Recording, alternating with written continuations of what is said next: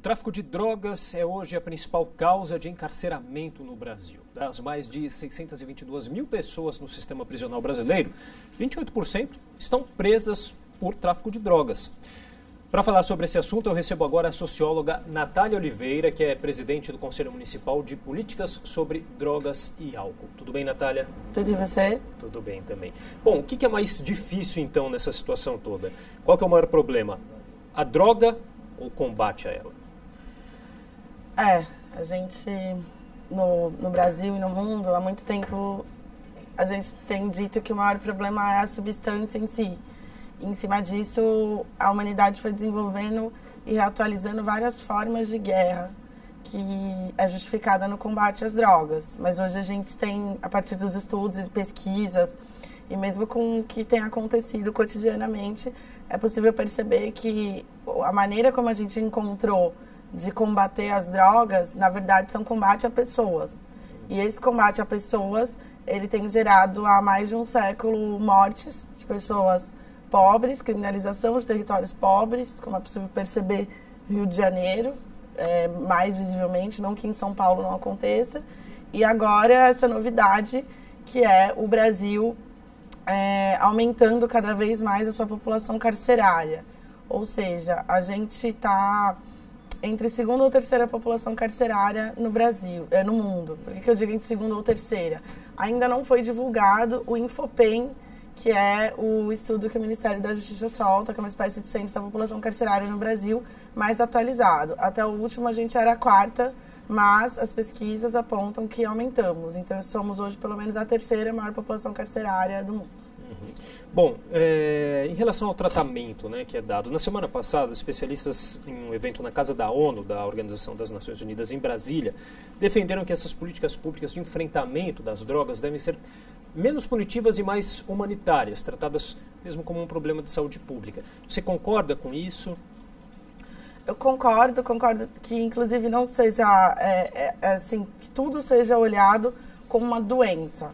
Existe, de fato, a dependência química, ou seja, pessoas que vão ter, de fato, uma relação muito problemática com o uso de algumas substâncias, seja álcool, seja tabaco, seja crack, medicamentos.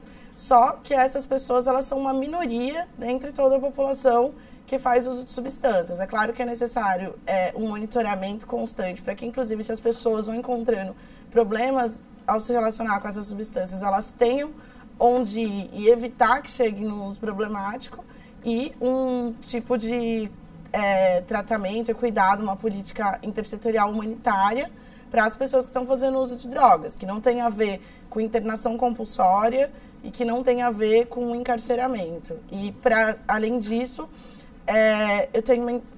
ultimamente tem crescido entre os especialistas uma opinião de que as políticas de drogas, elas devem servir para garantir direitos, ou seja, evitar com que elas sejam violadoras de direitos humanos, que é hoje o que as políticas de drogas são. Então a gente investe recursos altíssimos para alimentar uma guerra que viola direitos de cidadãos.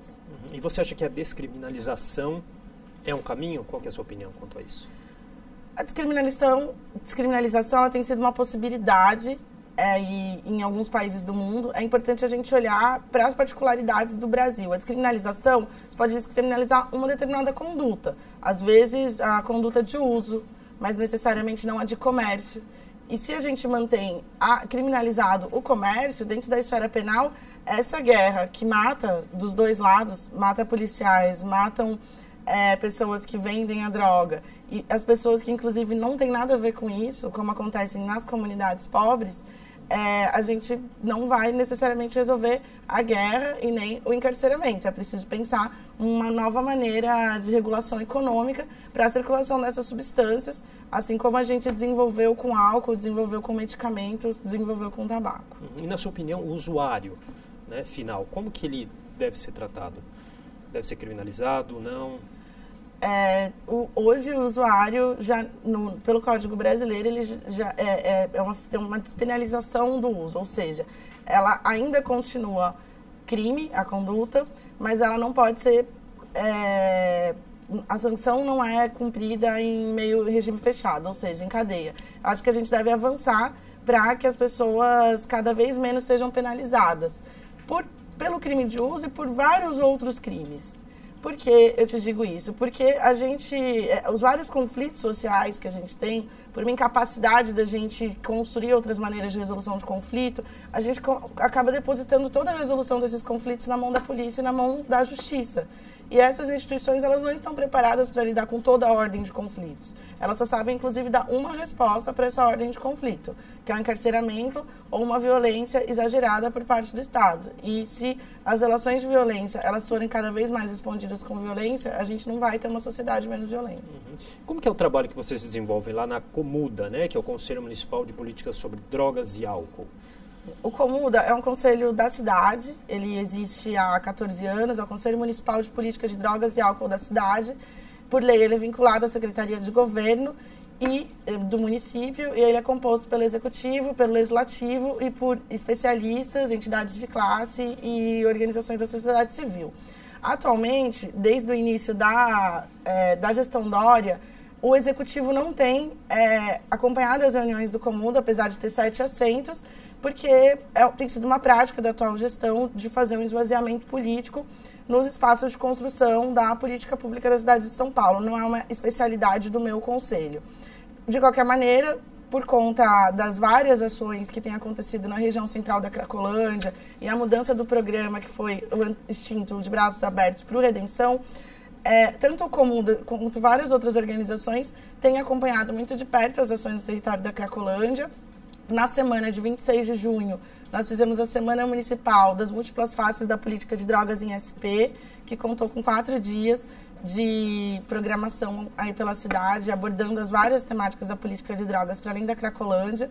No mês de agosto, junto com outras 18 organizações, nós fizemos uma fiscalização nos 5 hospitais psiquiátricos do município, para onde as pessoas estão sendo encaminhadas para internação pelo programa Redenção.